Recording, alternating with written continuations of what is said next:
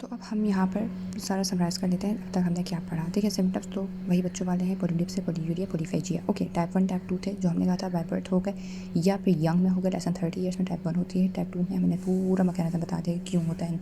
Receptor के या तो क्या हो जाती है, रेजिस्टेंस हो जाती है या फिर अमाइलॉइड डिपोजिशन हो जाती हैं और ये ज़्यादा एक्सेप्टेबल है एज़ कम्पेयर टू दिस। लेकिन हाँ, रेजिस्टेंस होती है ये तो है, लेकिन क्यों होती है ये चीज़ें थोड़ी सी थियोरेटिकल हैं, इतना प्रूव्ड नहीं है एज़ कम्पेयर टू अमाइलॉइड जितना कि प्रूव्ड है।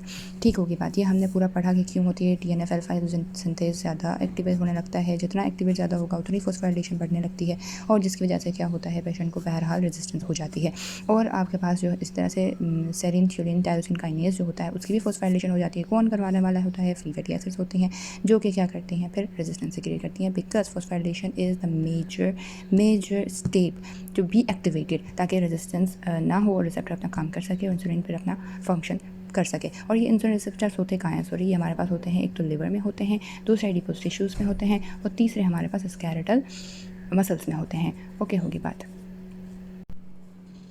सॉरी, जो लिवर में रिसेप्टर्स होते हैं वो इंसुलिन इंडिपेंडेंट होते हैं, तो आपके पास सिर्फ यहाँ होते हैं एडिपोज टिश्यूज़ में और स्केलेटल मसल्स, स्ट्राइडल मसल्स में। ओके, अब हमारे पास क्या है कि आपके पास ग्लोमेरुलोस्क्लेरोसिस होने लगती है, वो मेरे बात आपको समझानी है। मेन चीज़ तो हमने ये डिवाइस कर दिया ऊपर से। अब हमारे पास क्या होती है, नेफ्रोपैथी। वैसे हमने बोला था कि नेफ्रोपैथी होती है बिकॉज ऑफ एफरेंट और ईफरेंट में या तो क्या होने लगती है, ईफरेंट में हाइपरट्रोफी होने लगती है या तो ये इसकी नैरोइंग होने लगती है। अच्छा, इसको ऐसे याद रखना, A फॉर एफरेंट और NA आ रहा होता है, ठीक है ना। और ईफरेंट में ऐसा कुछ भी नहीं है, तो हाइपरट्रोफी हो रही होती है, ठीक है ना। अब हमारे पास क्या है, जो AGE है, sorry for the background noise, I can not do anything for that. अच्छा, अब AGE जो हो रहा था वो एक तो यही काम करवा रहा था, दूसरा AGE क्या करवाता है, बेसमेंट मेम्ब्रेन की थिकनिंग करवाता है। अब बेसमेंट मेम्ब्रेन की थिकनिंग कैसे कराएगा, मैसेंजर प्रोलिफरेशन करवा के।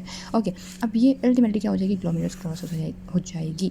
इसमें से हमारे पास ग्लोमेरुलोस्क्लेरोसिस होती है वो जो डायबिटीज़ में पाई जाती हैं, वो डिफ्यूज़ और नोड्यूलर होती हैं, ठीक है। अब नोड्यूलर अगेन सिर्फ होती ही डायबिटीज़ मेलाइटस में है, बाकी डिजीज़ में होना रेयर होता है।